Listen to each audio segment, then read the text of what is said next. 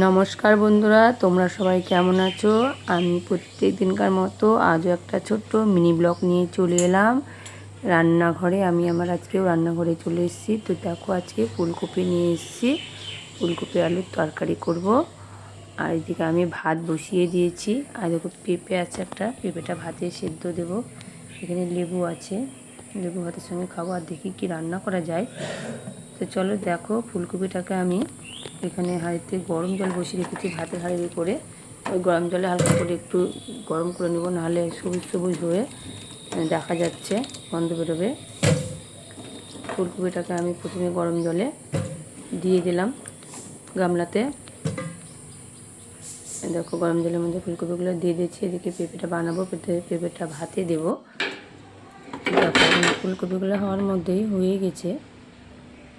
চলো ফুলকপিটা এবার নামিয়ে নিই। তারপরে আমি এদিকে গ্যাসটা ধরিয়ে দিয়েছি, গ্যাস চলে এলাম তেল নিয়ে। কড়াইয়ে তেল দিয়ে দিয়েছি। এবার আমি প্রথমে ফুলকপিটা দিয়ে হালকা করে ভেজে নিব। ফুলকপিটা ভেজে নেওয়ার পরে তবে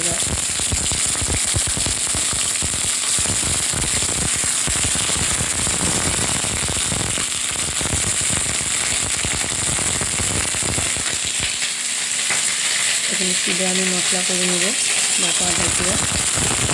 ফুলকপিটা ভাজা হয়ে গেলে তবে হালকা হালকা করে গরম জলে ধুয়ে নিলাম, দিয়ে একটু নিয়ে নিচ্ছি।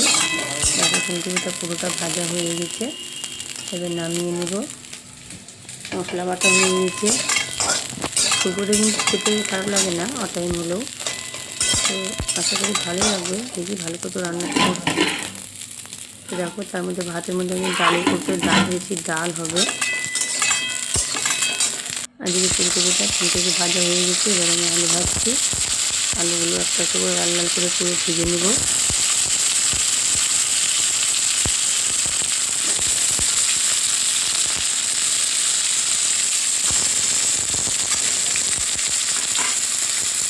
সব আলুগুলোকে একটা একটা করে ভেজে নিলাম।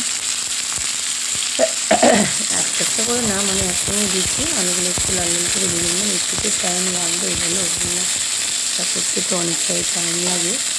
তো আমি যেহেতু বানাতে আছি ফোনটা, তো ধরে দেখাচ্ছি। আমার মুখটা, আমার ফেসটা মানে দেখাতে পারলাম না, তোমার আমি তুলে ধরতে পারলাম না।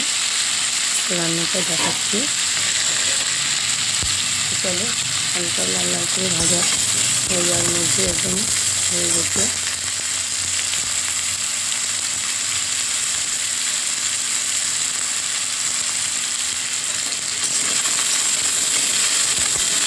দেখো, হালকা ভাজা হয়ে গেছে। এবার আমি ফুলকপিটার মধ্যে দিয়ে দেবো, হালকার মধ্যে। তারপরে মশলাটা দিয়ে নাড়াচাড়া করে নেব। ভাতটা হয়ে গেছে, এবার ভাতটা নামাবো। ভাতটাও হওয়ার মধ্যে ডাল সিদ্ধ করতে তুলে রাখবো, দিয়ে ভাতটাকে নামিয়ে দিই। এই পেঁপে দিয়েছি ভাতে, পেঁপে সেদ্ধ হয়ে গেছে। ডাল করবো, পেঁপে সেদ্ধ আর আলু ফুলকপির তরকারি আছে। দেখো, হয়ে গেছে ভাত। এই ভাতটা নামাবো, গ্যাসটা বন্ধ করে দিয়ে আমি তরকারিটা আগে ঠিক করে নিই। তরকারিটা মশলা দিয়ে কষতে লাগে, তবে ভাতটা নামাবো। হালকা দিকে লাল লাল করে ভাজা হয়ে গেল। এর মধ্যেই তেলে দিয়ে দেবো। এর মধ্যে ফুলকপিগুলো ভাজা ভাজা হয়ে আছে, ফুলকপিগুলো দিয়ে দেবো। এদিকে প্রত্যেকজন দেখতে এসছে, যেহেতু মেঘ অন্ধকার হয়ে আছে। দেখো, ভিতরে অন্ধকার লাগছে, অন্ধকারে কিছু দেখা যাচ্ছে না সেইভাবে, মেঘের জন্য।